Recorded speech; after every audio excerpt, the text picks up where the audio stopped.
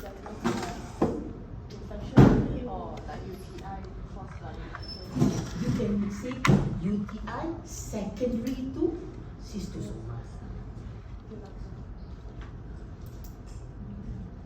So tak apalah, dimaafkan kalau tak dapat Schistosoma. diagnosis this one. Cysto something.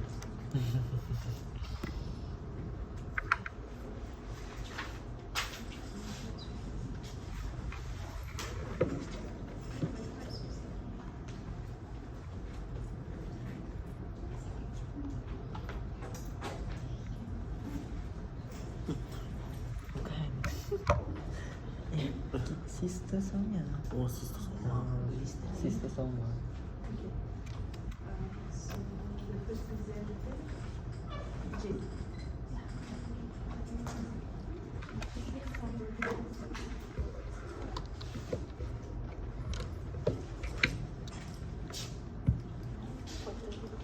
Ni tekan ni. How to use? Oh. Okay. Good afternoon, everyone. So today I'm going to present the definition of hematuria and also the classification of hematuria. Next. So, hematuria, hema means blood and then urea means urine. So it means presence of blood in the urine. Okay. So basically, hematuria can be classified according to three groups. First one is visibility, second is sources, and then duration.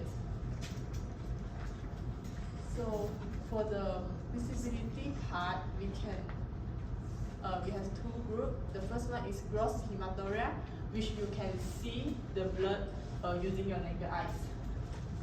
Whereas another one is microscopic hematuria, which you can only be detected under a microscope or urinalysis. So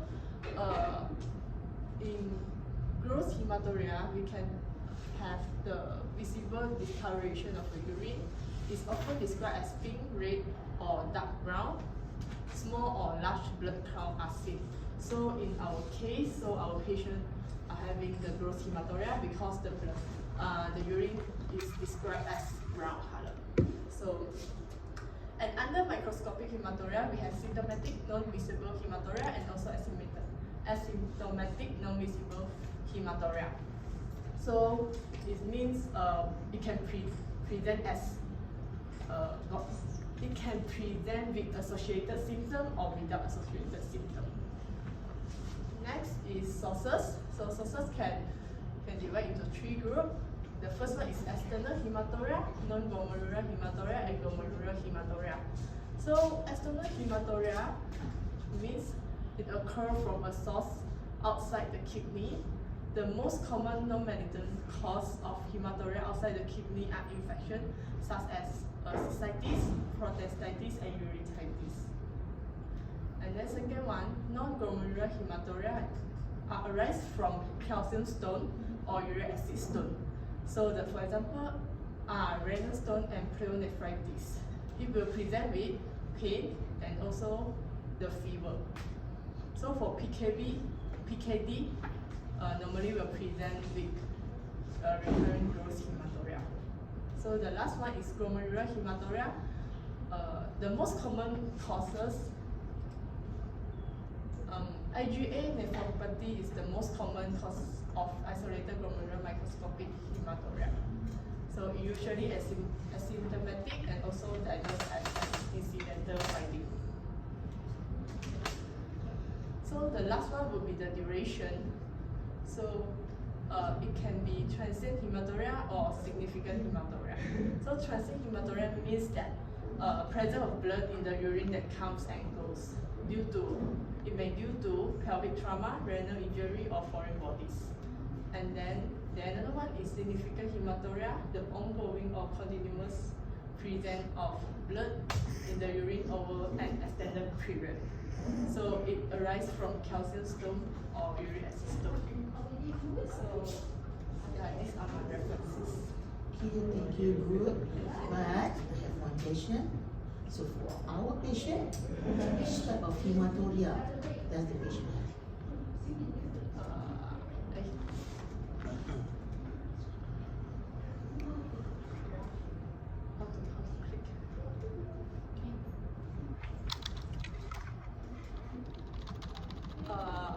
think our Ni. I think our patients are having external hematuria because are getting the infection outside and also affect the urethra UTI. And then next, our patient also have the significant hematuria because already for a long time, like for 3 months. So it be transient or persistent? Persistent. Because it already happened for the past 3 months. Yeah. Okay, good. Yeah, I think that's all for my Okay, patient. Thank you.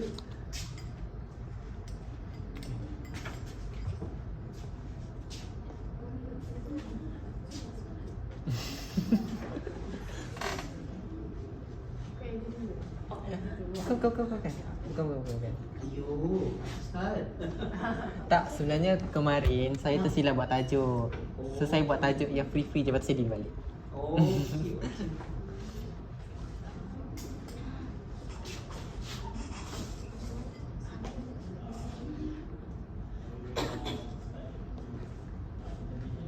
Good afternoon, everyone.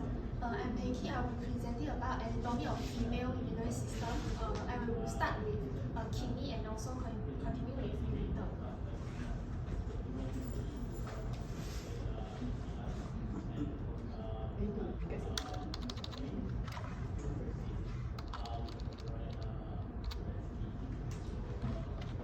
So for kidney is retroperitoneal organ, and it located between paravertebral gutter, which is between the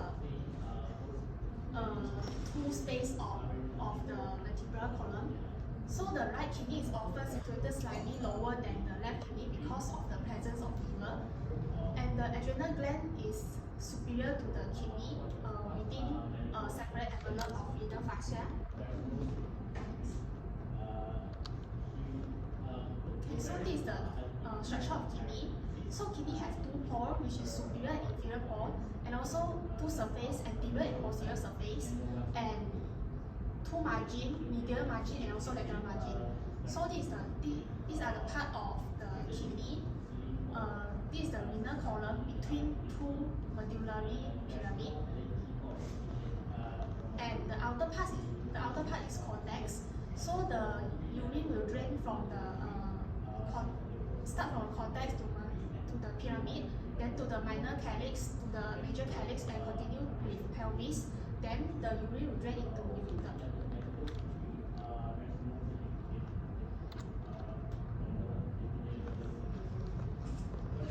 So the covering of kidney, there are 4 covering of kidney.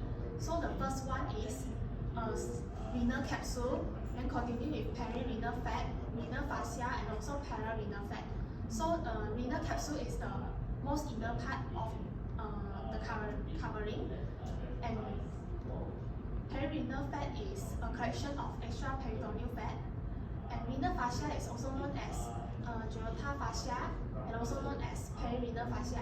So it covers not only kidney but also suprarenal gland. And for pararenal fat, it will cover the whole kidney.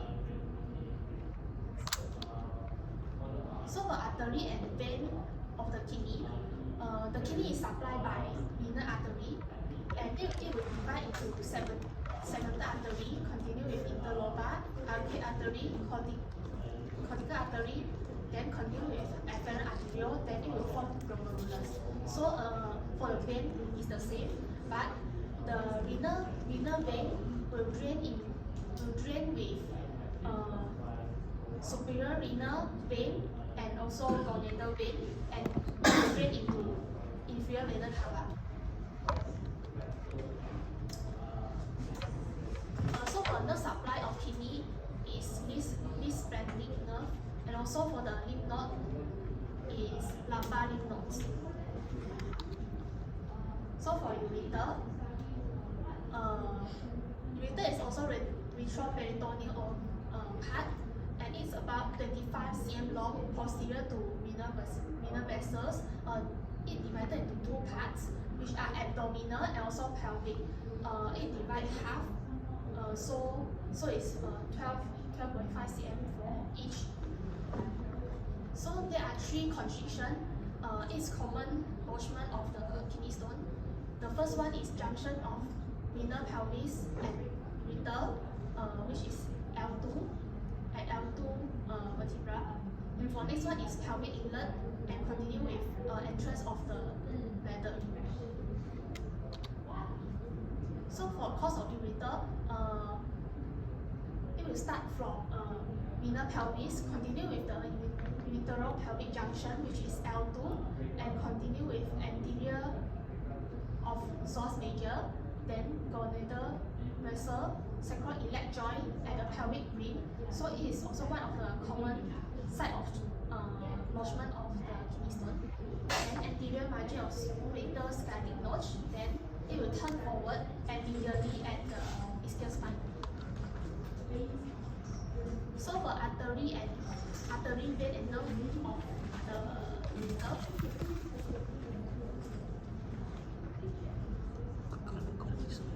Sorry, kau dah baca sampai mana? Masak ke? Sini, study lah. Semua dah. Tapi dah dibahas lah. So the blood supply of the ureter, it divided into 2 parts, which are abdominal part and also pelvic part.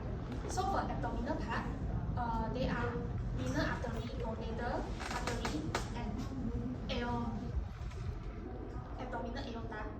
So for pelvis part will be interiliac artery, superior vesicle, uterine, middle rectal artery, vaginal artery, and also inferior vesical artery. So for the nerve supply, there are celiac ganglion, renal plexus, and superior mesenteric ganglion. So for lower part will be inferior mesenteric ganglion. And for the lymph drainage, which are lumbar lymph node, common iliac, internal iliac, and also external iliac lymph node. So for importance of the female urinary system, the ureter is located below the uterine artery and also located lateral to the fornix of vagina.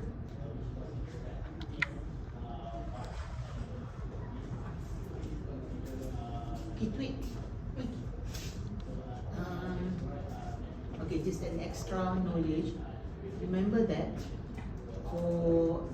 in terms of anatomy, we might ask you to draw the kidney for SAQ.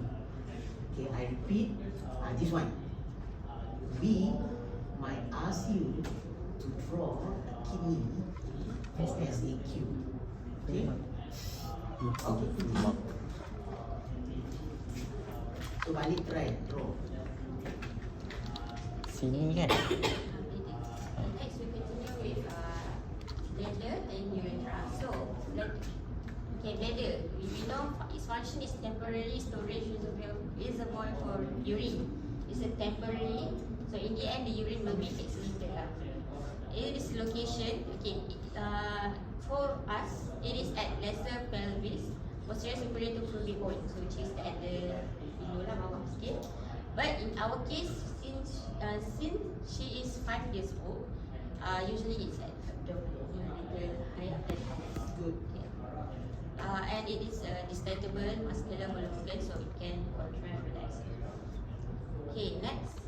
Okay, exterior. So what shape it is? Okay, we can see is like tetrahedral shape or 3-sided pyramid. So we have like 3 sides.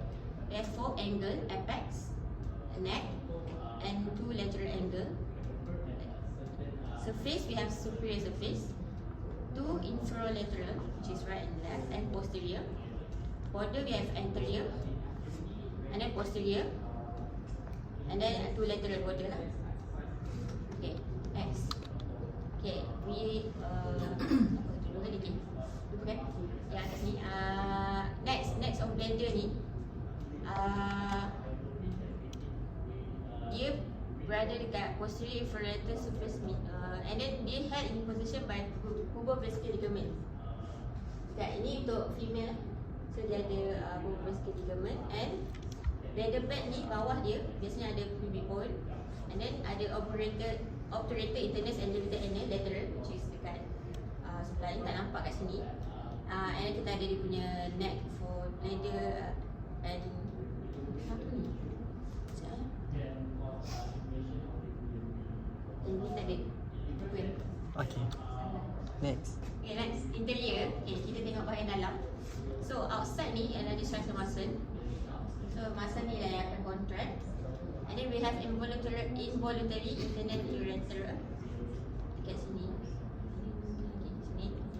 Then, trigon, smooth is like smooth again. Dalam bladder, dia bukit folded. But kita ada smooth punya part, which is kita panggil trigon, and it's make up from internal ureteric orifice, dua sini. Kat sini di mana dia akan bersambung ureter dengan bladder, and internal ureteral orifice. So three orifice make up a trigon or trigon, okay? And then kita ada interureteric ridge. Okay, sini kat atas trigon ni lah. It is a mucous membrane. Okay, next. Relation. Okay, bladder kita ni atas dia ada intestine, colon semua tu. Infralateral kita ada tadi obturator internus and limited anal muscle. Anterior dia, depan dia adalah retropubic space. Kat sini ada retropubic space. Posterior to it kita ada urethra, vagina, cervix. Okay, next. Okay, ni kita dah sentuh dah banyak kali. So, kita ada peritoneal relation. So, tak nak sebut banyak lah. Sini semua dah tahu. Okay, next. Okay, arterial supply of bladder. So, kita supply by branch of internal iliac artery. Ni common artery, and then kita ada internal iliac artery. Branches dia, which is akan ada vagina artery. Next, kita ada juga obturator artery, inferior gluteal arteries, and uterine artery. So ni yang akan supply ke bladder. Next, drain kita, yang venous drain kita biasanya daripada branch of internal iliac vein. Dia punya ni branch, and then ada vaginal venous plexus. Okay, next. Kita punya lymphatic drainage. Kita punya bladder dia akan ambil makeup daripada bawah ni. So kita ada common iliac lymph node, internal iliac lymph node, and external iliac lymph node. Okay, next.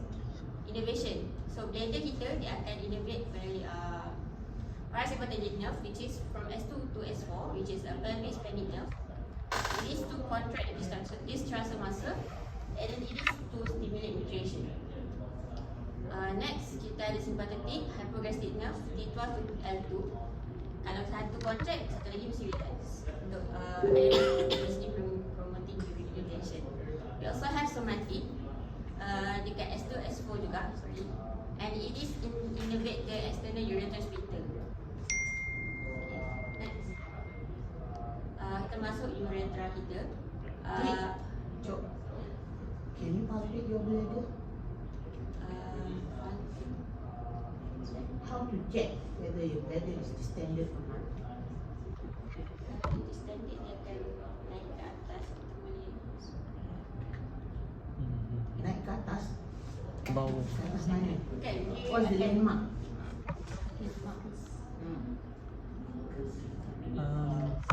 Suprapubic. Pubic. How to check? Suprapubic. Kuat sikit ni. Hampir betul Datuk. Suprapubic location. Apa yang disebut kat suprapubic? Hampir betul, hampir betul. Boleh. How to palpate pelvic inlet? Can you palpate pelvic inlet? Like for this patient, 5 years old, you say that the kidney is slightly high. How high is high? How low is low? How to palpate the bladder? Distended bladder may reach the umbilicus. Okay. Yes, might reach to umbilicus. Tapi how to palpate? Macam mana nak tahu itu adalah bladder, not something else, not dia punya intestine yang swollen.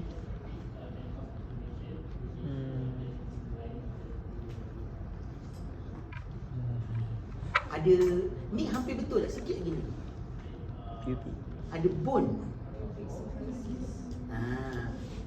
So how to locate your pubic symphysis?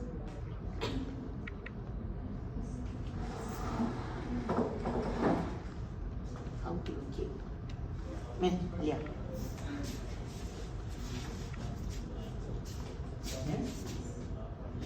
Usually kita cari dia punya umbilicus. Okay. And then ni kata, ni pula apa? Diana kata kena cari pubic symphysis. So macam mana nak cari starting from the sini? Starting from the umbilicus. You need to know sebab how to, you just simply kata something wrong with the bladder, but how to palpate, how to know that the bladder distended ke tak distended. Macam mana cari pubic symphysis? Yang gelap.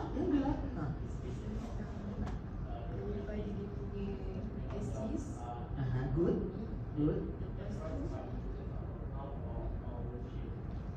Pubic symphysis dekat middle. Mana? Situ pubic symphysis. Bukan dia punya acid. Okay, sis. Lepas tu kita punya umbilical. Dia punya Oh, umbilical. kita punya. Lepas tu bawah. Slowly. Dan Nina betul. Cari axis. From there, usually straight to the umbilicus. And this, saya tak rasa punya umbilicus. Okay, from there, slowly palpate downward. Dia akan rasa lembik. Sampai jumpa. Ada ke? Apa ni? Ha? Apa nama bone tu? Pubic symphysis. Cari sampai jumpa yang keras. Okay, that is pubic symphysis. From there, you slowly palpate upward. Slowly palpate upward. Akan rasa. Kalau this baby 5 years old, macam ni kata sampai gigi ke Eddie kata dia akan sampai up to umbilicus. Kalau dari bawah you palpate upward, you nak sampai umbilicus, the most probably that one is bladder. Tapi kalau dia you palpate, lepas tu ada kosong, you rasa kosong, and then suddenly ada macam tu saja.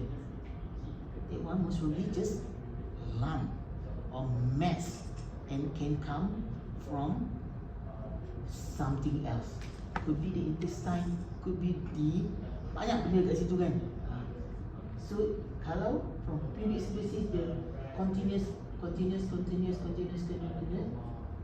up to umbilicus, that one is distended bladder. Okay, good.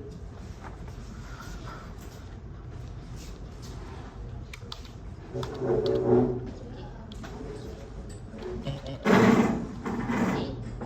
Next, we get to the urethra. Sebelah tadi. Oh.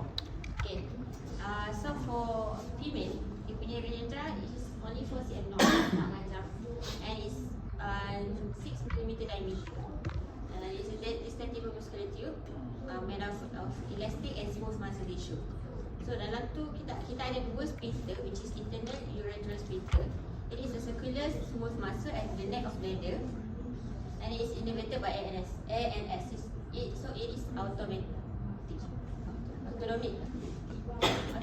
Okay, next external urethral sphincter, which is biskeletal muscle. So it is somatila, so kita boleh control, and innervated by pudendal nerve. Okay, next. Up to berapa mil of urine that you can control? 5.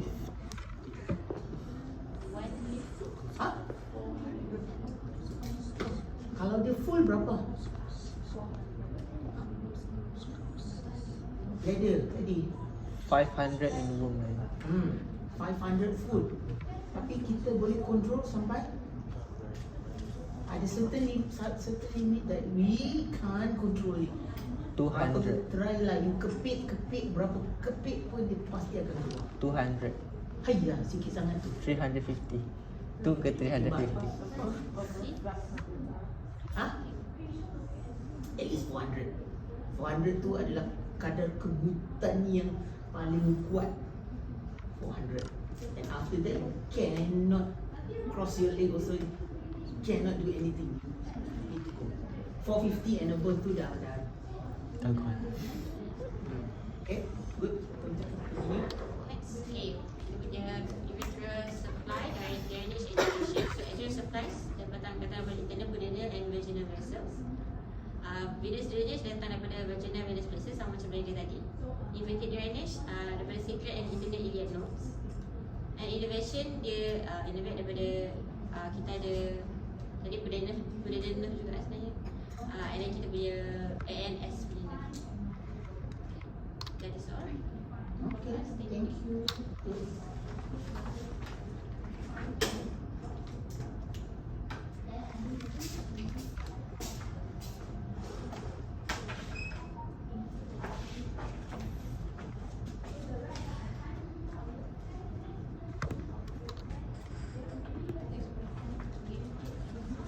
Okay. Okay. So Eddie, you cakap. Eddie kena tolong kot sebab benda tu tak salah. Ah. Okay. Eddie kena Tak bantu. apa, before. Before that, ni. So today I'll be talking about the signs and symptoms of hematuria. Actually, hematuria itself is a symptom that the patient can see. But what's the difference between signs and symptoms? You guys know that.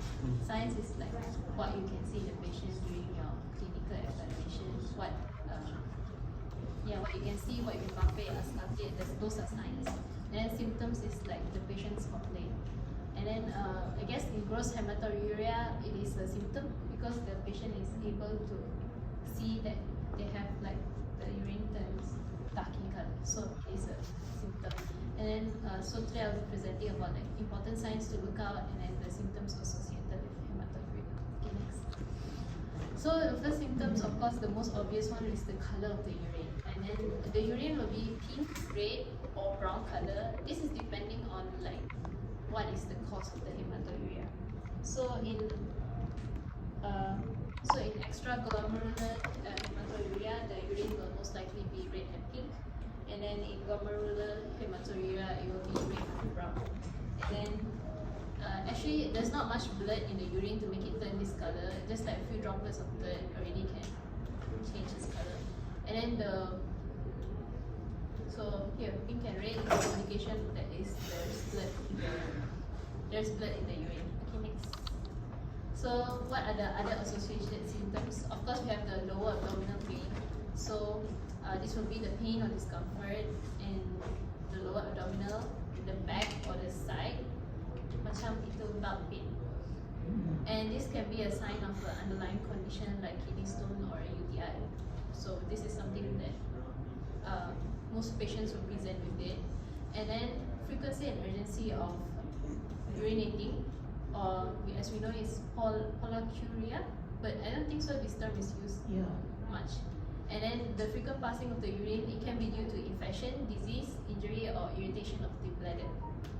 So once there's like irritation of the bladder, macam they also want to urinate. Okay, next. And then, wait, actually just now for the frequency and urgency, right? If there's gross hematuria in young patients, it's most likely due to UTI or calculi, and then in older patients, it's most likely due to genitourinary cancer. And are you sure this is the next slide? What's the slide before that? Before that? After that? Lagi?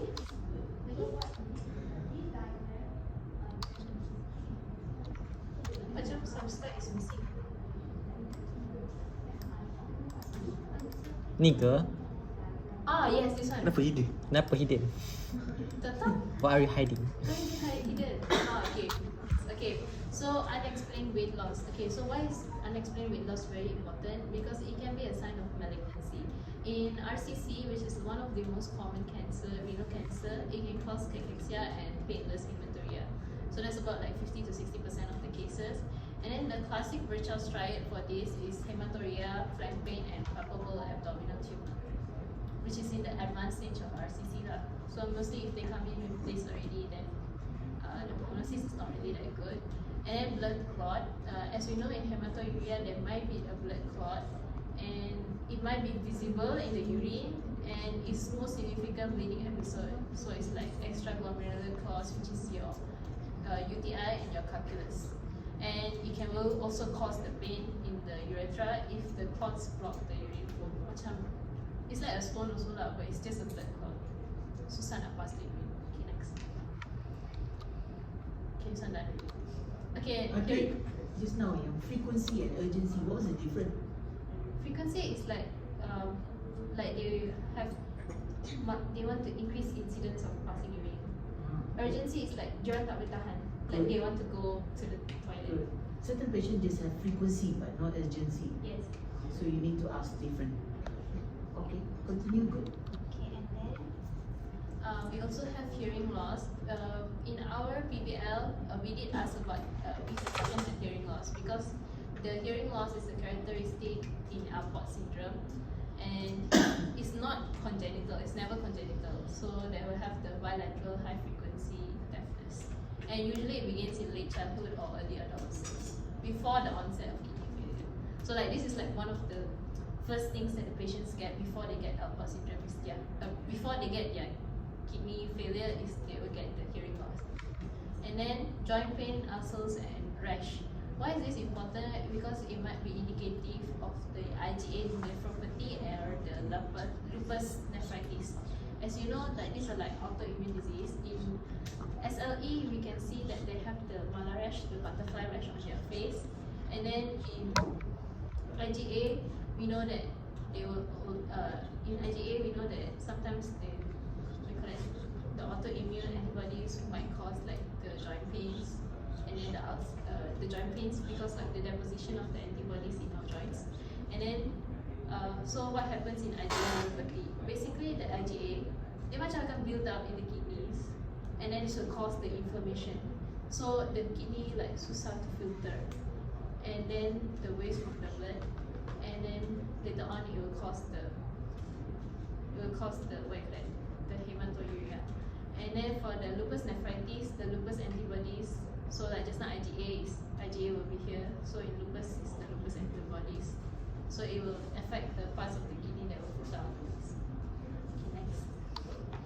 So dysuria, what does dysuria means? It's like a pain when urinating. We also got asked the patients about this because like it is very important if the patient have an infection and they have dysuria. If the patient have dysuria, and which is the pain during urinating and hematuria, it might be like one of the main key features in an infection. So they will have like cystitis, vaginal infection, UTI, urethritis. So like as you can see from the list, there's like a lot of infection. And then for throat and skin infection, we want to ask this to the patient, and we did ask to our patient if they have recent throat or skin infection, because it might suggest post-infectious glomerular nephritis. And as we know, in glomerular nephritis, there will also be the hematuria. And this is caused by the group A beta hemolytic streptococci infection. Okay, next. And then we want to look at febrile. Febrile is like describing like a feverish kind. And then microscopic hematuria is a common finding in febrile illness, and it can be caused by adenovirus, ibuprofen, antibiotics, or by the fever itself.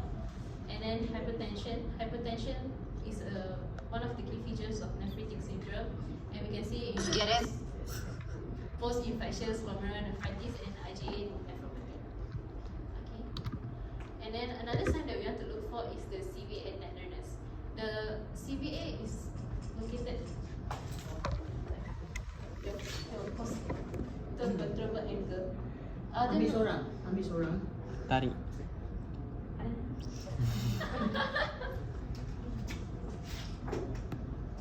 Macam Depan belakang. belakang. Macam I don't know, because that one is like a skeleton, so you can see the front. It's like here to here, macam here. This angle, the costal. You cannot hear and hear and hear. You Is- need to count. Count the level of.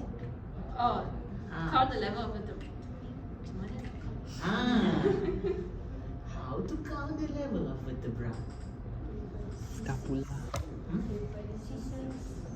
Yang sisa yang nampak. Mana yang cari? How, what's the landmark? Sisa Six kan? Seven. 7 Lepas tu? 8 Lepas tu macam mana nak kira sampai ke bawah tu? 9 10 Ah. Shouldn't take something that's from the external angle sini. Ah. And to 12. Standard angle tu berapa? Aduh. itu ke tipu? Hmm. Tak apa, nanti balik cari. You all cari. Okay. Okay. Belum. Lepas tu, lepas tu. Lepas tu? Lepas tu Lepas tu apa? Macam mana nak check tu? Okay. Sekejap.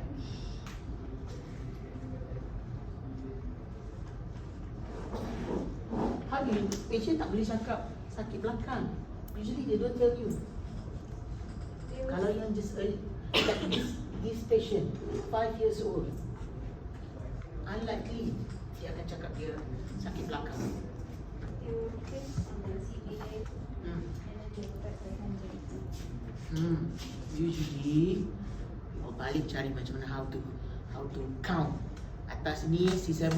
Lepas tu ada satu lagi landmark sini and ada satu lagi dekat axis punya landmark. Okay, balik cari musculoskeletal. Okay, revision. Dekat cari axis there ada satu landmark. From there you count. And then usually gentle tap, not like this. It is not lembut saja. Ya, usually kita cakap dengan patient, okay puan, puan cik okay cik, saya akan tunjuk tangan, saya akan ketuk sikit dekat belakang. Kalau sakit, sometimes dia tengok, doktor nak tunggu apa? Geram. Ya, saya akan ketuk sikit dekat belakang. Kalau sakit, tolong cakap. Okay. Usually you dah balik cari mana landmark tu, and then you tak. Sakit ke? Patient kata tak. So left side kidney cantik, and then go to right side. Tak. Okay. Sometimes kalau patient besar sangat, you suruh patient slightly tunduk. Bila dia slightly tunduk, senang nak kira.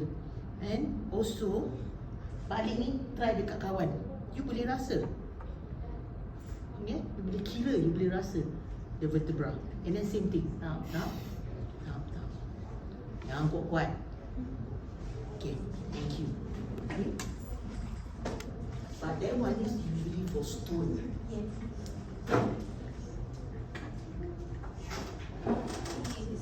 So the CBX tenderness angle, the Claudium familial flank pincer. So it indicates kidney pathology and might result from other conditions. So it's present in acute hydronephritis.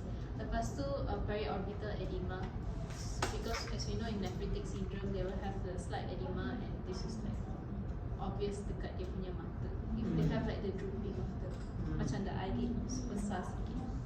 Okay. And then the pubic tenderness, pubic is dekat tadi kat sini. Apa tu? Kat sini. Dekat the pubic bone lah. And this can be signs of the UTI. Ada banyak pubic symphysis already. Yeah. Mention that. And the pubic symphysis, and this can be sign of the UTI, cystitis, and calculus. And then palpable enlarged cystic kidney. So the palpable enlarged cystic kidney, when you palpate the posterior of the patient and you are able to feel the kidney, that means that they might have the cystic kidney, and the hematuria is seen in about 84% of the patient when the cyst is ruptured. So likely because like if sebab the cyst is dekat sini kan, kalau dia besar sangat, it might rupture into the calyx, and then the blood cells will go into the ureter, and then you can see it in your urine. Okay, next. So swelling or edema. Okay. So in this, it will happen often in the condition of kidney infections, chronic kidney disease, or glomerular nephritis, which is the kidney inflammation, and this contribute to impact kidney function, causing the fluid retention and subsequent swelling. So, macam if the kidney is unable to filter out all the substances, the substance will remain inside the body, and then that will cause the fluid retention and the swelling.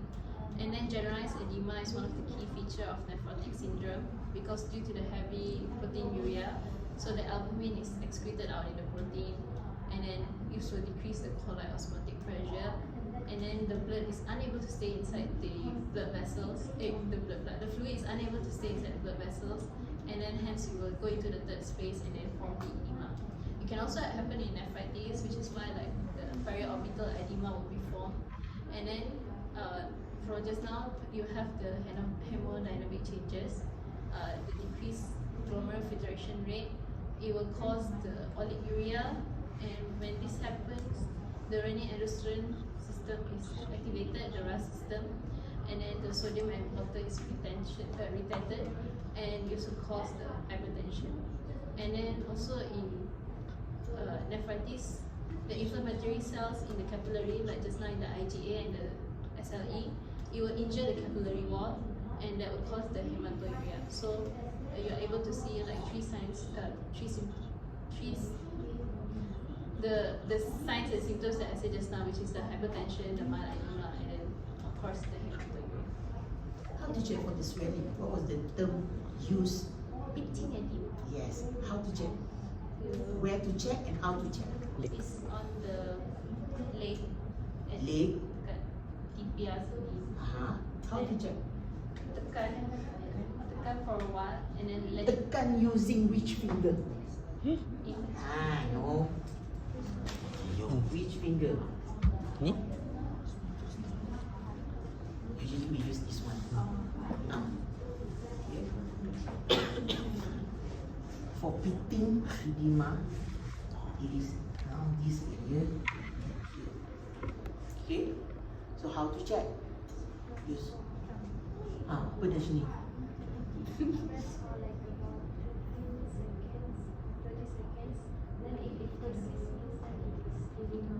Good. Louder. Okay, for example, once you have edema, you have to press the this part and in here for about 30 seconds lah. And then if the part is a bit Dented. dented and it doesn't rise up in 15 seconds like that, then it's pitting edema. But if it rises up in about 5 or 6, 7 seconds before that, then it's normal. Usually in normal patient, there won't be any dented. There won't be. Unless you tekan kuat macam tu, of course lah. Not too high. Then just and normal, ya kan? Normal lah. Bila once you angkat dia normal. Yang pitting edema, kalau early edema, ada small dented. Kalau dah besar tu, you tekan memang nampak prominent. So that one is, I think, good. Alright. That's a reference. Atika.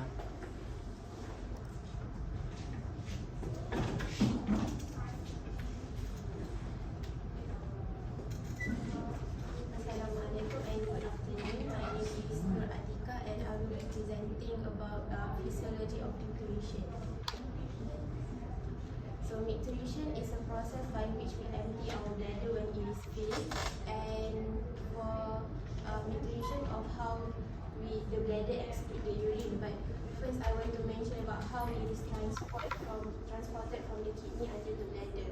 So the urine will flow from the collecting duct into the renal calyces, and the renal calyces will stretch, and the stretching of the renal calyces will cause increase in the pacemaker activity, and then this will initiate the peristaltic contraction until it goes downwards until the ureter and the urine enters the bladder. Next. So first I'll talk about the innervation, but this is also already mentioned by Haini just now. So we have 3 efferent nerves which are the pelvic nerve, the parasympathetic from the sacral region S2 till S4. The second is the hypogastric sympathetic nerve, and also pudendal nerve, the somatic nerve fiber. So for the pelvic nerve, it carries both motor and also sensory nerve. So for the sensory nerve, it is also called the sensory pelvic nerve to detect the degree of stretch, and it is stimulated when the bladder is stretched. And for the motor, the nerve will secrete neurotransmitter of acetylcholine, and it will act on M3 receptor, which is muscarinic receptor. That's why the neurotransmitter is acetylcholine. And when the M3 receptor is stimulated, it will cause contraction of the detrusor muscle. The second is sympathetic nerve, which is hypogastric nerve from the L2 level. So the hypogastric nerve, it has two receptors, the beta 3 receptor and also alpha 1 receptor, and both of these are adrenergic receptors. So the neurotransmitter is noradrenaline or norepinephrine.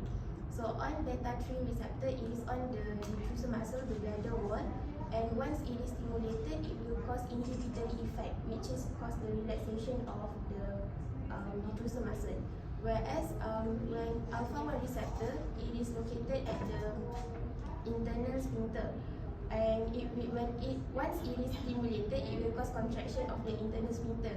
So from this, we know that the hypogastric nerve, it will cause urinary retention. It will prevent voiding of the urine. And the last one is the pudendal nerve, the somatic nerve, and it will innervate the external sphincter, which is made up of the skeletal muscle. So the receptor is nicotinic receptor, and the neurotransmitter is also acetylcholine, just like the muscarinic receptor. Next, please. So when we have empty bladder, the micturition reflex will occur. The stretch receptor will send slow impulse to the sacral region of the spinal cord, and it will connect through the interneuron to the sympathetic and cause stimulation of the hypogastric nerve. And then the hypogastric nerve will stimulate the beta 3, causing relaxation of the detrusor muscle, and also it will cause stimulation of the alpha 1 at the internal sphincter, and the internal sphincter will contract. So there will be no voiding of urine. And there is also signals from the pons, so our brain will know, the bladder is empty. So then it will send signal to the pudendal nerve, stimulate it, and cause contraction of the external sphincter. And through the pelvic nerve, it will also cause relaxation of the detrusor muscle. So,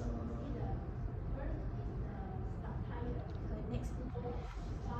And then for full bladder, the stretch receptor on the bladder wall will send increasing fast signal. So the fast signal to the sacral region will bypass the thoracolumbar and straight to the pontine micturition center.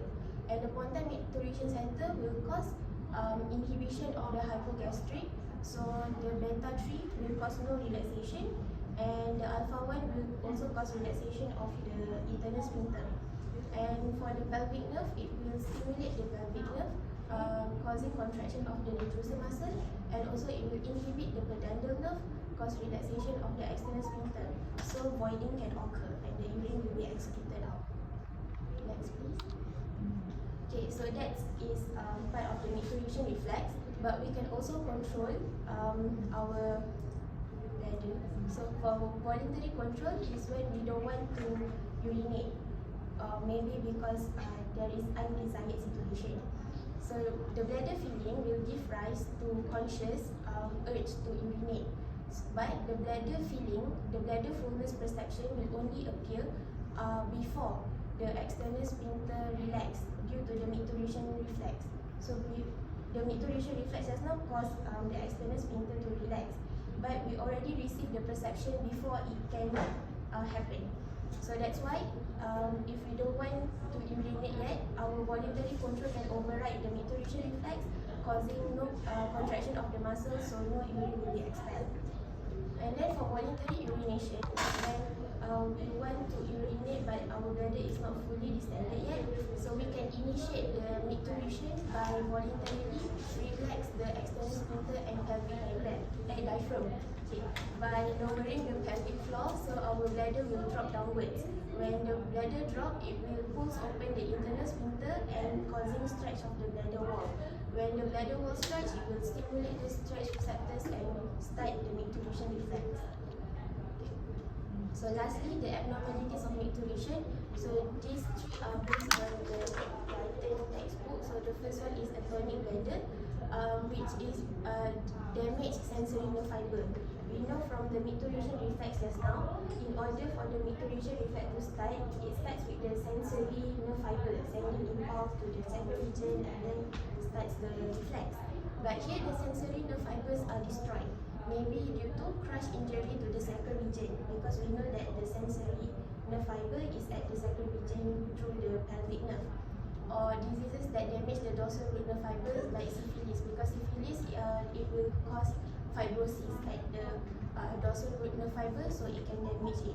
So the sensory nerve fiber will be destroyed.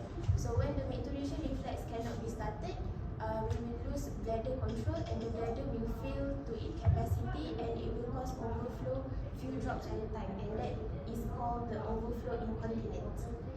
The second abnormality is automatic bladder, where it is due to suprasacral injury. So we know that our micturition reflex can be facilitated or inhibited by voluntary control. But when we have suprasacral injury, the typical micturition still can occur by the sacral region, but no longer controlled by the brain because it is already damaged. And however, during the first few days to several weeks, the person will have spinal shock, where the sacral region is shocked, is suppressed. The micturition is suppressed because suddenly they are not helped by the brain. But gradually through catheterization, and then the bladder will gradually receive will adapt to this need, then it can cause micturition by itself.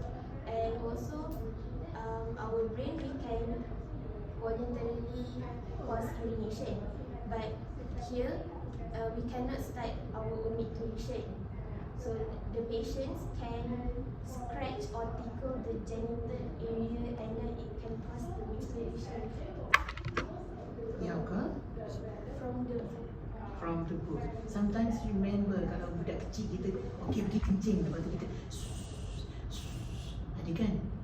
We try to mimic the sound, kan? Can that be one of the signal? It is not under potty training. Pro? Yang potty training tu yang Yes. Apa balik cari, and one thing, these three types of bladder problem or micturition problem, you need to know for patient that having spinal cord injury, you need to know the level. L berapa, keti berapa. Kalau injury dekat kepala, like stroke, which part? You know that we have, let's say you are right-handed, it is your left-sided brain kan. So which part of injury itu semua akan bagi different symptom of micturition. Certain patient with spinal cord injury, dia tak boleh control, dia tak sedar pun dia kencing. Ada patient tak boleh kencing, ada ni kencing tu keluar sendiri. Like that. You need to care better. The patient bladder dia memang penuh sebab dia memang tak boleh relax. So you need to know, cari macam mana nak tahu which part of spinal cord injury tu, level berapa. Ingatkan CNS, dah berapa belum CNS? Belum. Okey, dimaafkan. Saya jumpa CNS belum kan? Nanti datang ke CNS, welcome to CNS. Jangan belajar all the track. Let's say from right cross to left. Okay, tak apa, dimaafkan. Okay, continue. Yes, Oh, dah habis. Okay. Lagi satu. Oh, The last one, uninhibited neurogenic bladder, where the brain lack of inhibitory signals, and this may be due to partial damage of the brainstem. So when there is lack of inhibitory signal, the brain will continuously send facilitative impulse to the central region, so the bladder will be overexcited, and that will cause frequency in urination. Okay, thank you. Next.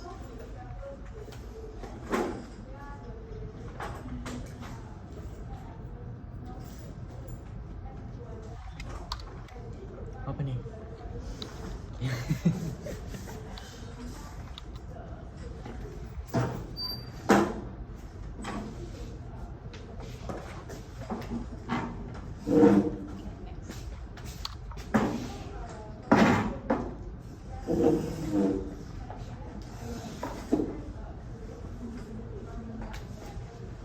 Itu role play.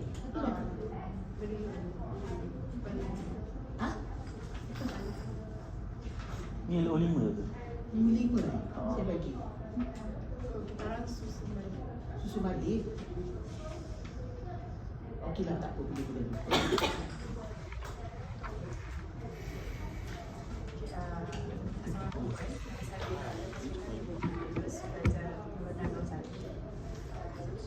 Kau saya. Nama dan Nama anak saya. nama Saya anak. anak saya. Nama anak saya Limpi. umur 2 tahun.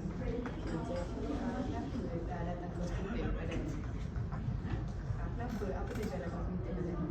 Saya perasan saya anak saya ni dia kencing Anak dia. Kencing Lagi. kan? Oh, bila puan perasan kencing dia?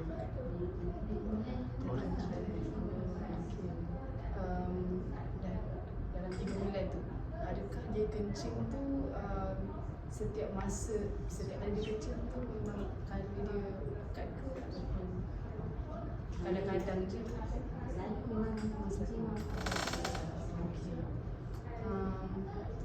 Cik pernah ada tanya tak anak cik sama ada dia komplain dekat anak puan yang dia ada sakit ke waktu dia kencing?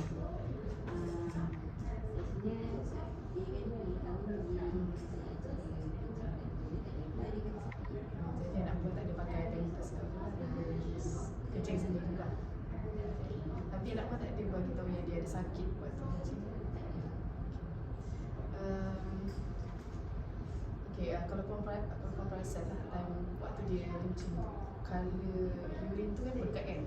Adakah dia lebih kepada colour merah ataupun colour memang colour gelap, hitam ke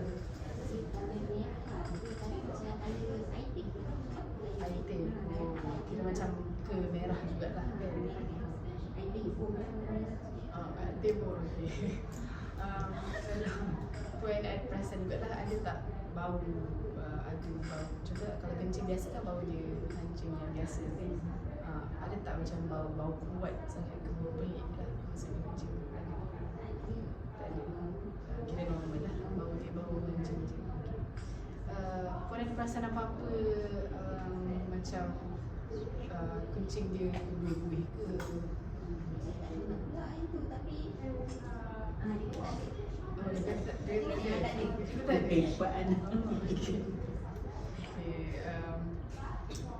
Okay, biasa dalam waktu sehari berapa kali dia kencing? Kalau puan perasan lah. Normal lah, saya tak tahu kali kita tak normal, tapi sekarang yang dia minum tu nanti dia terkecil. Tak ada komplain macam selalu cik pergi toilet, cik pergi toilet. Tak ada lain. Okay, macam yang saya nak tadi, adakah colour dia punya kencing tu memang hitam sentiasa? Sama je lah, tak ada berubah-ubah, memang colour tu juga.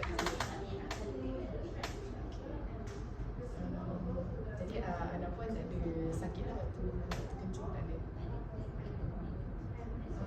Selain daripada dia punya kencing tu colour pekat dia tadi, colour kemerah-merahan, anak puan ada demam ke apa-apa?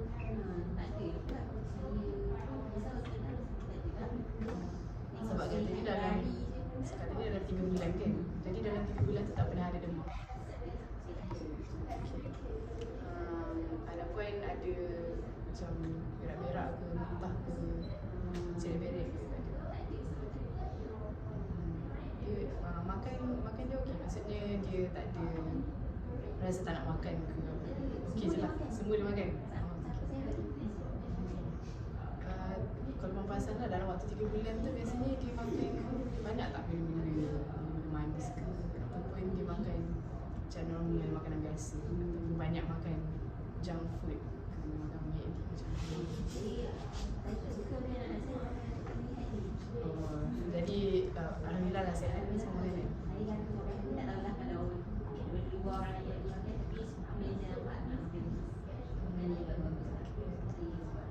Jadi anak puan, kalau puan perasan lah, anak puan ada tak macam dia waktu dia duduk ke, waktu dia berdiri ke, rasa macam dia tak stable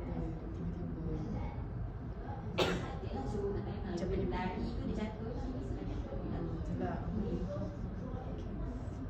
Kalau since puan kata dia lari jatuh kan, kalau dia jatuh dia punya, contohlah kalau jatuh kan bengkak kan, dia punya bengkak tu dia senang dapat bengkak ke ataupun macam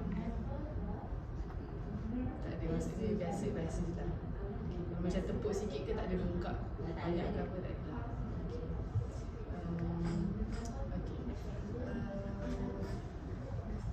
Puan ada bagi apa-apa anak puan ubat apa-apa sebab dia kencing tu? Oh, maksudnya sebelum ni pun tak ada pergi ke hospital ke mana-mana? Ada, saya ada anak saya klinik. Saya risau doktor kata bagi antibiotik tak surat saya. Tapi sama je. Oh, maksudnya dah 3 bulan lah ambil antibiotik. Tapi tak ada ubah, tak ada berubah apa-apa. Okey, anak puan ada kena apa-apa penyakit ke sebelum, maksudnya penyakit yang kronik, contohnya diabetes ke apa ke, tak ada lah. Tak ada diagnosis apa-apa.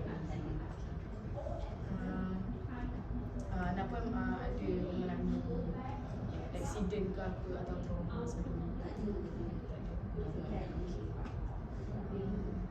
Okay, anak puan ada buat surgery semua? Ini saya nak tanya, puan punya keluarga punya background, sebelum ni ada family puan yang kena penyakit hati ke masalah masalah buah pinggang? Tak ada. Sihat-sihat saya, Alhamdulillah. Masalah kanser ke apa semua tak ada? tak ada. Saya harap tak ada lah. Okay, sebelum ni anak puan ada ambil antibiotik kan? Dia ada allergic ke antibiotik ke tak ada? Tak ada. Memang tak ada komplain apa-apa? Oh, habis. Cuma tak ada apa-apa efek. Puan ambil tu antibiotik tu daripada prescribe oleh doktor lah, bukan daripada farmasi ke apa. Boleh saya tahu berapa banyak anak puan minum sehari? Saya bagi saya botol anak saya kalau dia harus minum Botol tu 1.5 liter 500 ml untuk sehari lah. Sebelum ni ada ke puan ada ke beli air dekat luar ke, air tepi jalan? tak ada. Saya manis. Manis tak ada. Bagus mak. Okey, saya nak tanya soalan agak sensitif lah. Okey, puan ada merokok ke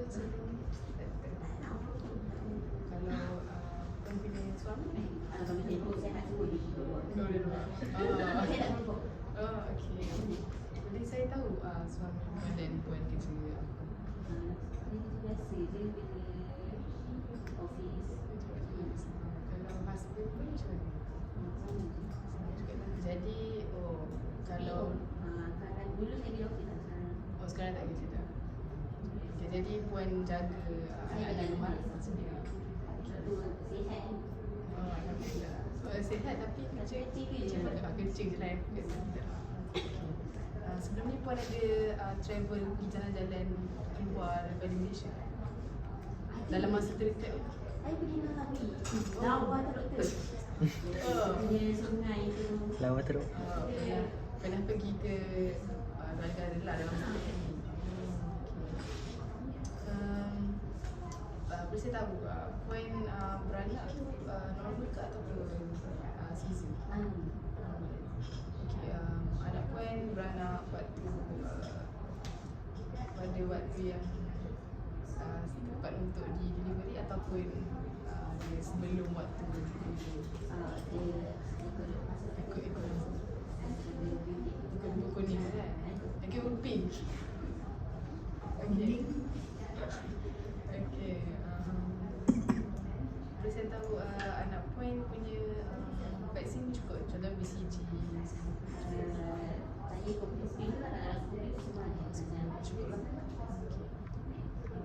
Anak puan ada ambil vaksin COVID-19 tak?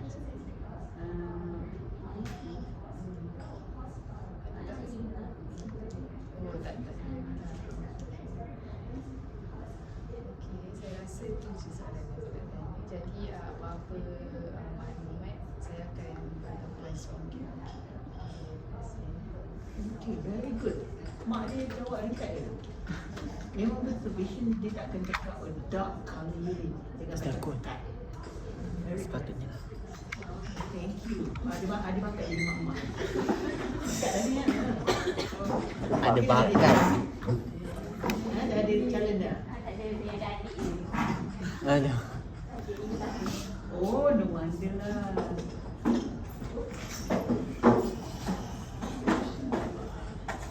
Masuk dia lawak dia lah.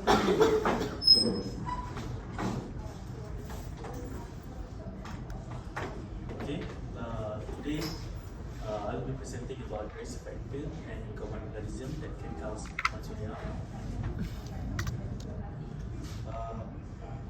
The risk factor for hematuria, the first one is urinary tract infection, as it can lead to inflammation and bleeding in the urinary system. This condition is more common in women due to the shorter length of urethra, making it easy for bacteria to reach the bladder. The second one is family history of kidney disease, which can increase the risk of various kidney-related conditions, including those that may cause hematuria. Genetic factor can play a role in this condition. Okay. Then age, as people age, the risk of creating medical condition that can lead to blood in urine, such as kidney stone or bladder tumor, tend to increase. Some medication, including antibiotic, anticoagulant, and penicillin, can cause irritation to the urinary tract, leading to hematuria as a side effect. Therefore, it is important to be aware of potential side effect when taking this medication. Then we have there's contact with contain chemical or radiation, such as those in industrial or occupational setting, can potentially damage the urinary system and cause bleeding in the urine. The risk is more relevant for individuals with specific occupational exposure. And lastly, we have strenuous activities like long distance running and contact sport can sometimes lead to hematuria. The physical stress and impact on the body during this activity may cause minor damage to the urinary system, resulting in blood in the urine. So that it is important for the individual participating in this activity to stay hydrated and take appropriate precaution to minimize the risk. Okay. For the common organism that can cause hematuria, the common one we have Klebsiella pneumonia. which commonly found in the intestine and is known to cause various infection, including urinary tract infection. It is more prevalent in individuals with underlying health conditions such as diabetes, in those with weakened immune system. Then we have Staphylococcus saprophyticus that frequently cause urinary tract infection, particularly in young sexually active women. This infection can of course result in symptoms such as hematuria. Then Enterococcus faecalis is a bacterium that can cause urinary tract infection and other urinary related infection. The prevalence may vary, but often associated with healthcare associated infection. Group B, Streptococcus or Streptococcus agalactiae can infect the urinary tract and lead to UTI. The prevalence is relatively low, but can still occur, especially in pregnant women. Proteus mirabilis.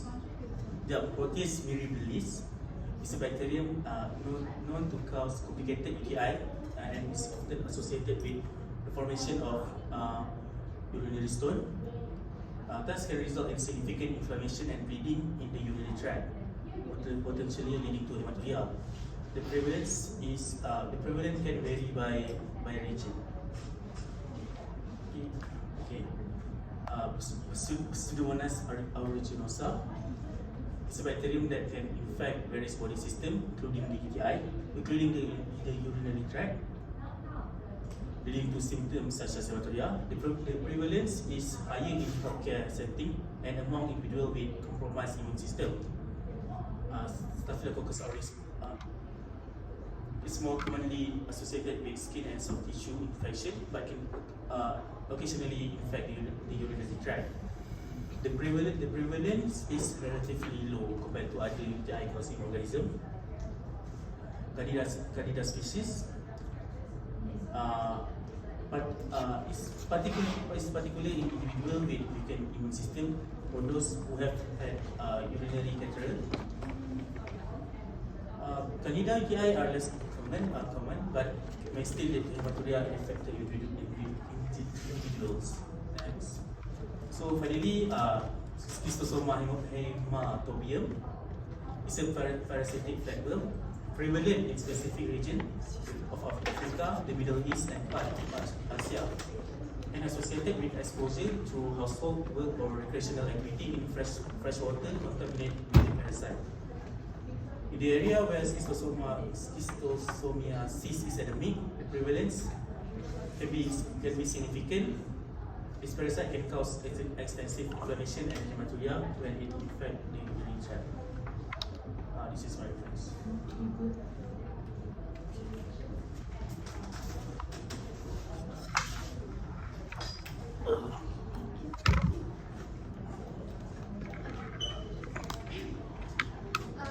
So I'll be continuing the presentation on the pathogenesis of hematuria in urogenital schistosomiasis. Okay, so first I'll start with what is schistosomiasis. Schistosomiasis is an infection that is caused by this schistosoma. So in our patient, it has been said in the PIS stream from our lab investigation that it is schistosoma hematobium. So schistosomiasis, as I said, is an acute and chronic parasitic disease that is caused by blood flux of the genus Schistosoma. So schistosomiasis is prevalent in tropical and subtropical areas, especially in poor communities without access to safe drinking water as well as adequate sanitation. So in the case of Schistosoma hematobium, it is very much prevalent in Africa, Middle East, and there's a case that has been reported in Corsica, France. So from our patients, we have seen that she has visited Malawi before, which is in Africa. Also, an estimation from World Health Organization that is like 90% of those who get treatment for schistosomiasis is in Africa. So this is an overview of the life cycle of schistosoma.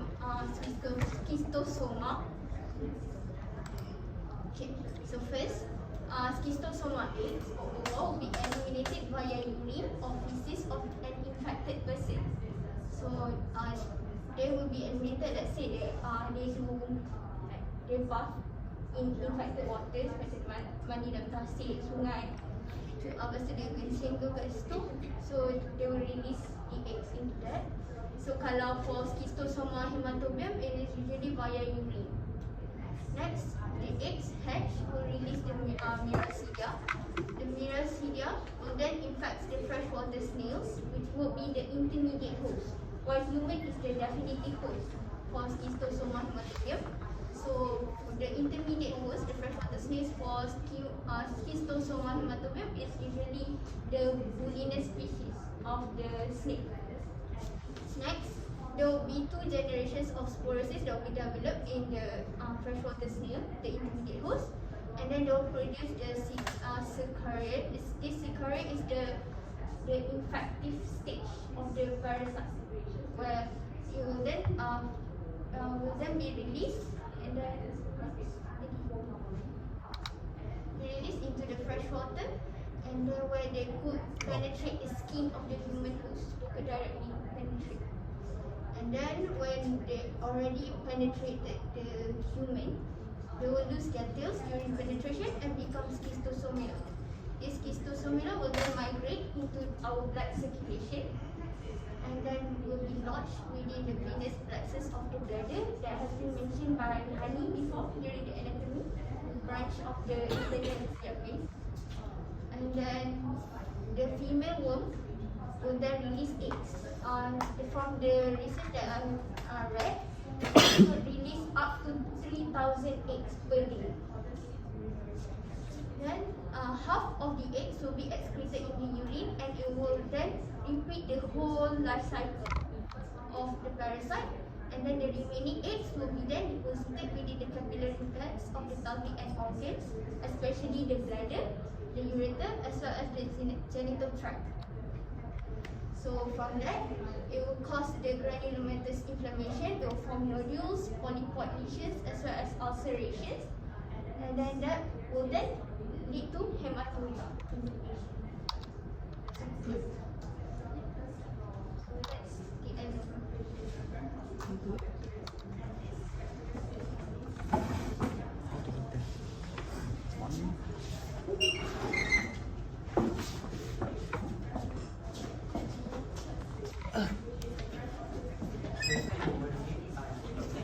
My name is Zeki, and today I will present the clinical feature of schistosomia. Okay. So basically, clinical feature of schistosomia in our case is chronic. And then patient with systematic chronic schistosomiosis present months to years after primary exposure. So a complete lifelong travel history often is essential for diagnosis. So basically in PISO, we only know that they travel to Malawi in PIS4. So basically a lifelong travel history is important to understand the feature of schistosomia. And then many individuals have few or mild symptoms in chronic schistosomia and present with non-specific complaints reflecting their level of infection. So this is the patient information sheet really that I will discuss next. So the clinical feature of schistosomia is hematuria. As what our BIS said, urine dipstick and automatic microscopy shown that color is brown and there's a presence of blood in the urine of our patient. So urinary schistosomiosis caused by deposition of egg in the bladder and ureter. The subsequent granulomatous inflammation causes nodules, polypoid lesion, and ulceration in lumens of the ureters and bladder, which in turn cause urinary frequency, dysuria, and hematuria. So next, okay, fever. Like what I said just now, in the early class, the patient has a slight fever around 37.3 because the normal temperature in our body is 37. When there is increase in the temperature 37.1 until 38, it is a low grade fever. This is typically disease onset is insidious, and because of the immune response to the egg towards the primary location of egg production for the cystosoma species. So next is dysuria. Cystosome eggs lodge in the urinary tract, cause inflammation, and result urinary tract and bladder infections. So this infection leads to painful urination, and in rare cases, this predisposes individual to bladder cancer such as urothelial cancer. And next is skin rashes. Small itchy red bumps on the skin for a few days at the place where worms burrow in. After a few weeks, infected patient develop fever and also itchy, red, blotchy, and raised rash. We all know, like what Hanan said just now, the worms is going inside our body through the skin. So that's why we have skin rashes. And next is anemia. So red blood cell destruction associated with sequestration in the spleen immune mechanism, iron deficiency as a result of blood loss or destruction. So cystosomes cause anemia by chronic blood loss, and eggs penetrate the wall of the bowel or the urinary tract. But our patient doesn't present like that. Yeah. Just typical low grade fever dengan dark brown. I have something to show. Ah, This kit.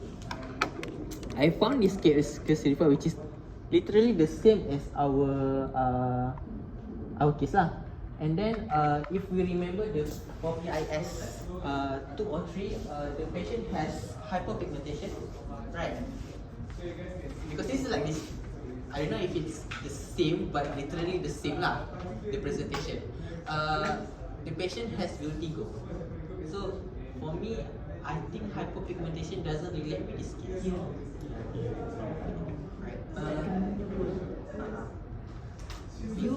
Vertigo is most probably the same case. I'm not sure. Because they said this is all the cases that we presented for PBL is VER, vertigo. cases. VER, where vertigo.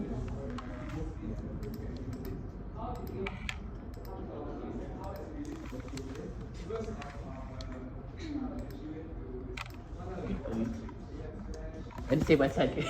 Tapi basically patient has vertigo. Mungkin sebab tu dia ada hyperpigmentation, so dia tak relate dengan case kita at all. You guys can read this. Okay, good. That's all. Thank you.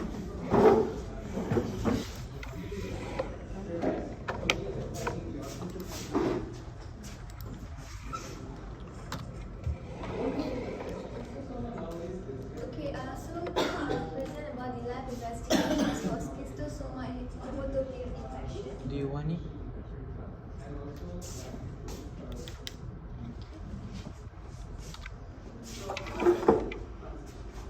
So first, lab test that we did for this infection to identify this infection is full blood count. So why do we do full blood count? So FBC is done in order to provide information about a range of conditions. So when we do this blood test, we can get information about infection from the white blood cell count, anemia from the red blood cell, cause of tiredness and weakness. For example, if it's a case of anemia, there will be low HB count. So the amount of oxygen carried by the blood also will be less. So all of this can be found in the full blood count test. And exposure to toxic substance, bleeding or clotting problems from the platelet counts.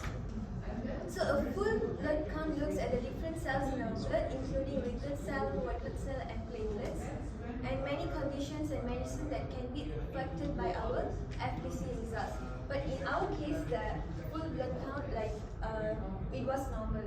So there was infection, but it wasn't really shown by the white blood cells. So next was renal profile test. So in our case, the creatinine level was slightly lower. So renal profile test, we take renal profile test in order to assess the kidney health. health, and it is usual to measure the kidney function. And sometimes the renal profile test also can measure the eGFR, so the glomerular filtration rate, so it can be useful to assess the kidney function. So in our case, there was a low creatinine, which is hypocreatinemia. So low levels of creatinine in the urine may point to a kidney disease or another condition affecting the kidneys or the urinary tract. Yeah, so next will be the liver function test. The bilirubin in our test was slightly higher. So this helps to diagnose, monitor liver disease or damage. So liver function tests can be used to check for liver diseases such as the hepatitis, any liver infection, and monitor the progression of disease, whether it's a viral or alcoholic hepatitis in certain cases. So in our case, there was a high bilirubin, which was a sign of liver disease, can be a sign of liver disease such as hepatocellular injury or hepatitis. So that it is not a real reason, like, but from what our lab results expected, like we can think that this bilirubin rise was due to the obstruction of the parasites in the urinary tract.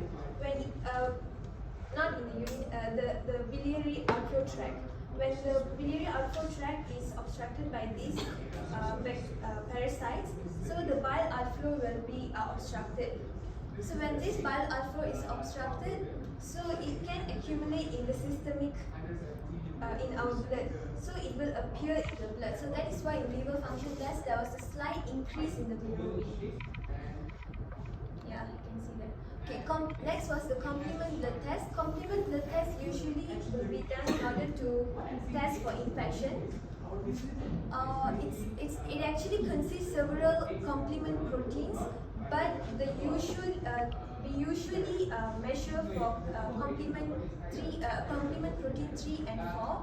But in our case, there was a slight increase in complement protein 4, which indicates infection or injury. But it was a very slight increase, so it can be ignored, like not a very significant change. Next. So next is urine dipstick and automated microscopy.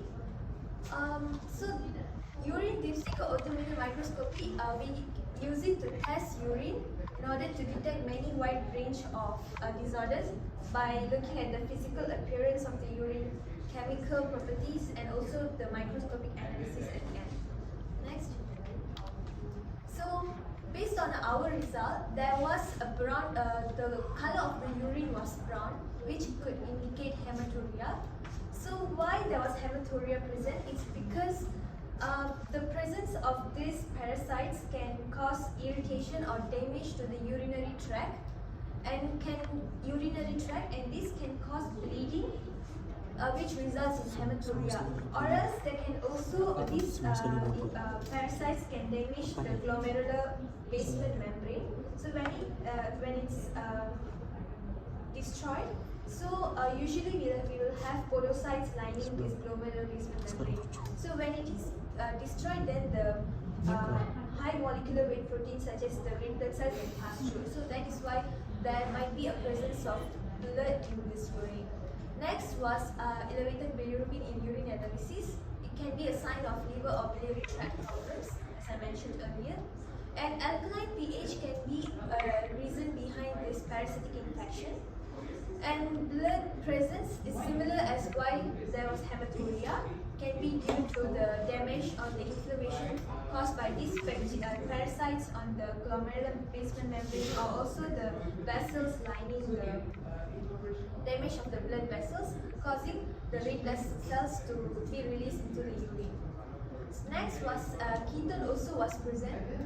So presence of ketone can also indicate infection by the schistosomiasis, but usually when there is ketones presence, that means there is a lack of insulin, because our body cannot, usually when our body cannot metabolize the glucose, then ketones will take part and produce keto acids. So that's why usually ketones, but in this case the infection also can indicate there was ketones present in the urine.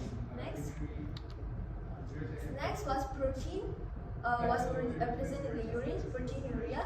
It also similar as the pathophysiology of the how red blood cell present in the urine due to the damage of inflammation caused by the parasites on the glomeruli affecting proteins to pass through the urine. As we know, protein cannot be present in the urine since it's a large molecule. And white blood cell indicating infection, body's immune system sent white blood cell to the part where the parasite was colonized. So it sends white blood cell to fight against the invading pathogens, so causing an increasing in white blood cell in the urine. So and also red blood cells, similar as why there was hematuria, like the damaged blood vessel or glomerular basement membrane can lead to hematuria. So next was the urine chemistry. We do urine chemistry in order to check the appearance, concentration and contents of certain substances in the urine.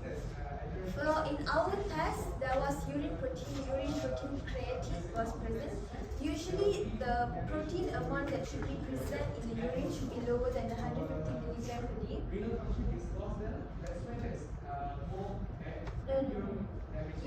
Protein cannot be present in the urine, but the amount. Okay, just ignore this one. It's not significant. The fact is, protein only filtered at the glomerulus and back to the efferent arterioles in the peritubular capillaries, but cannot be passed through the slits. But when there is a presence of urine, protein or creatinine in the urine, it indicates that the podocytes, the epithelium lining the visceral and also the parietal layer of the kidney is destroyed. So this high molecular weight protein can pass through and appear in the urine. So next will be the urine culture and sensitivity test. So we did urine culture in order to identify what was the specific organism that was present in the urine, and the sensitivity in order to find what was the antibiotic or antiparasitic treatment would be efficacious for this particular parasites. So in our case, initially the patient was given with amoxicillin for suspected UTI, but it was not curable because amoxicillin is an antibacterial agent. But when we changed to antiparasites such as the praziquantel,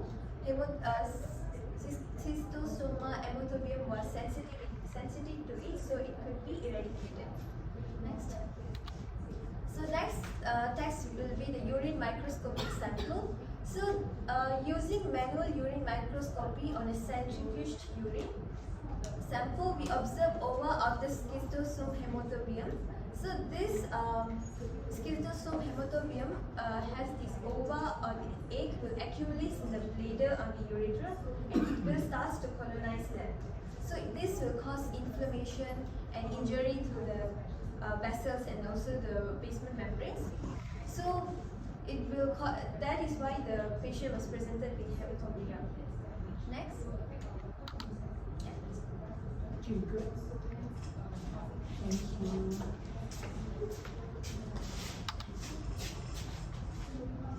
Oh, iya.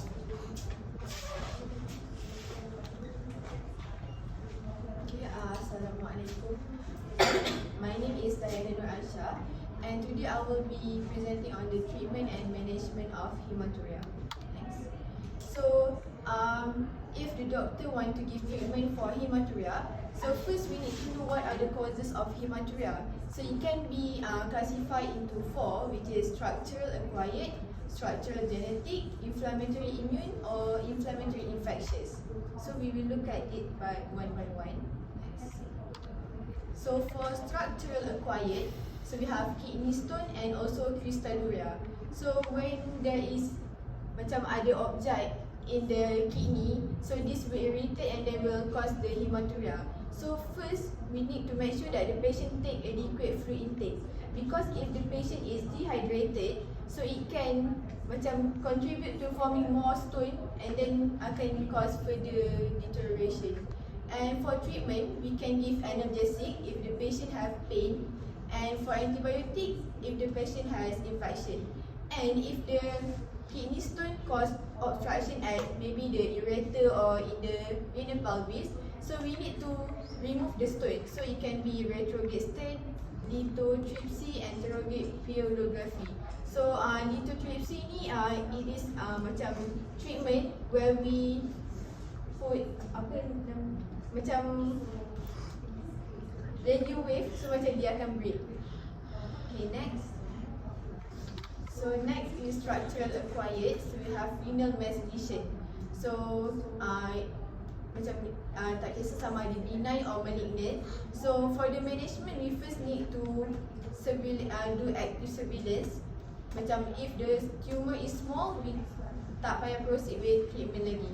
So we also need to know the stage and characteristic of the benign or malignant. Because if the stage is already at stage 4, it can metastasize to other part. For treatment, we can do ablation therapy. Ablation therapy is the therapy where we use macam extreme heat or cool untuk nak destroy the tumor, so the tumor will break off. And immunotherapy, so we know that if the patient has cancer or tumor, this will cause the patient to have immunosuppression. So we give immunotherapy to improve the immune of the patient. And if the tumor already at a severe stage, so we need to do partial nephrectomy or radical nephrectomy. Next. So next is structural drainage. So for example, if the patient have sickle cell nephropathy, so sickle cell nephropathy is actually a complication from sickle cell anemia. So it actually is hemoglobin disorder. So what we can do, we can give hydroxycarbamide or hydroxyurea, because these two drugs, it can help to reduce the frequency and severity of the disorder, which is the sickle cell anemia. And for treatment, we can do urine alkalinization, because if the urine is acidic, it can cause the hemoglobin to precipitate and then cause further deterioration. And we can also give loop diuretic. Next. So next is Alport syndrome, which is syndrome that cause damage to the tiny blood vessel in the kidney. So it actually doesn't have a specific treatment, so we just need to treat the symptom. And also, since Alport syndrome it cause damage to the tiny blood vessel, so we need to reduce macam dia punya strain on the kidney. So how is that we can advise the patient to limit the sodium intake in the diet. And also we need to avoid nephrotoxic medication.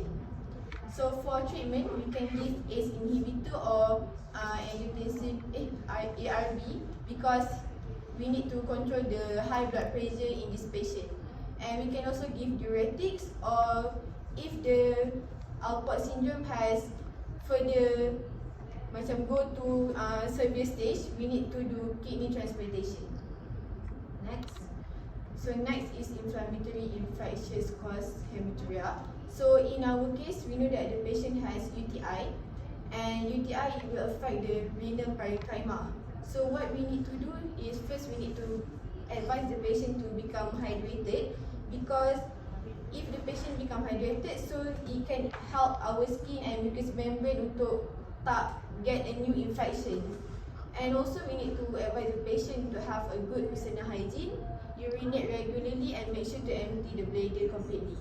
So in our case, we first give amoxicillin in the previous UTI, because we doesn't know that it's actually caused by parasite. So we just give amoxicillin, which is antimicrobial. And then after we know that it is caused by the hematobium, so we give praziquantel, which is the antiparasite. And then baru the UTI is resolved. What do you mean by good personal hygiene? How to advise 5 years old patient on personal hygiene? Maybe we can ask the mother to look for the kids. So the mother need to make sure that before she eat or after she go to the toilet, make sure that she wash her hand. Wash hand only. Mandi sabun. Good. Louder, Dashi. Make sure the genital and all this is dry. Very good. make sure the genital area also, not just hand. The genital basuh, make sure. Sometimes budak kecil kan, dia akan pergi saja, dia kata dah cuci dah. Padahal tak. Then make sure after cuci, dry. Very good. Okay, continue. Okay, next. So next is post-infectious glomerulonephritis. So it is a kidney disease that occur after infection. So it is usually caused by the group A beta hemolytic strep. So management also the same. We need to maintain the good hygiene, and also we need to restrict dietary salt and protein because they can further cause severe cases.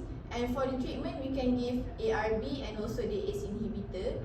And because post-infection glomerulonephritis caused by the group A beta hemolytic, so we need to give penicillin because it can treat the streptococci infection. Next. Okay, so next is IgA nephropathy, which is caused by the deposition of IgA in the mesenchyme. So for the management, we need to do some dietary modification, which is we can advise the patient to lower the sodium intake in the diet. And also we need to avoid nephrotoxic medication. And for the treatment, since the kidney is having problems, so we need to maintain the blood pressure untuk nak reduce the strain on the kidney. So we can give ACE inhibitor and also ARB. And also we need to give immunosuppressive therapy since the patient is having problem with the immune system. So these are my references. Okay, very good. All of you already give very good presentation. Thank you so much. Any question? No. Oh, cepat idea. Okay lah. No question, right? But this case is quite tricky, not really straightforward. You all pun berpusing-pusing nak cari sampai sis something tu. Okay lah. Alhamdulillah. Okay. Thank you so much. Thank you, Dr.